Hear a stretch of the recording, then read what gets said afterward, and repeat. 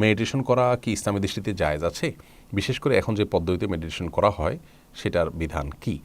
ভাই রবিন, আজ যে মেডিটেশনের কালচার বা সংস্কৃতি আমরা দেখতে পাচ্ছি, এই মেডিটেশন এর সাথে ইসলামের কোনো প্রকার সম্পর্ক নেই। আল্লাহ রাব্বুল আলামিন কোরআনে কারিমে বহু জায়গায় তাদাব্বুর করার নির্দেশ আমাদেরকে করেছেন, তাফাক্কুর করার নির্দেশ করেছেন। তাফাক্কুর তাদাব্বুর মানে হলো চিন্তা করা, ভাবা, গবেষণা করা, আল্লাহর সৃষ্টি দেখে আল্লাহর অস্তিত্ব সম্পর্কে অনুমান করা, ধারণা নেওয়া এবং আল্লাহর অস্তিত্বকে খুঁজে বের করা। এই ধরনের গবেষণা আল্লাহ রাব্বুল আলামিন করতে আমাদেরকে নির্দেশ করেছেন। কিন্তু মেডিটেশনের নামে যে সমস্ত ধ্যানের কথা বলা হয়ে থাকে, এগুলো যোগব্যায়ামের একটা ভিন্ন ফরম্যাট, এটাকে দাঁড় করানোর অপচেষ্টা করা হয়ে থাকে এবং এটার জন্য নানা রকমের উদ্যোগ সংশ্লিষ্টরা নিয়েছেন এবং এ বিষয়ে সমস্ত বই পুস্তক আমরা সংগ্রহ করেছি ইতিমধ্যে। ইনশাআল্লাহ বিদনিল্লাহ আমরা এ বিষয়ে পড়াশোনা করে আপনাদেরকে বিস্তারিত জানাতে পারবো। তবে যেটুকু আমরা ইতিমধ্যে নিশ্চিত হয়েছি তাহলে এই সমস্ত মেডিটেশনের সাথে ইসলামের কোনো সম্পর্ক নেই।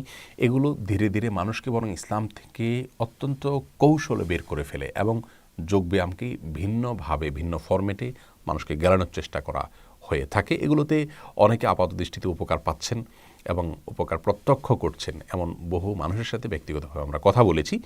তো কুফুরি এবং অনইসলামিক অনেক পদ্ধতিতে মানুষ খুব দ্রুত উপকার লাভ করেন। এটি আল্লাহ তাআলার পক্ষ থেকে একটা বড় পরীক্ষা যে মানুষ ভুল পথে বিপথে চলে যান কি না।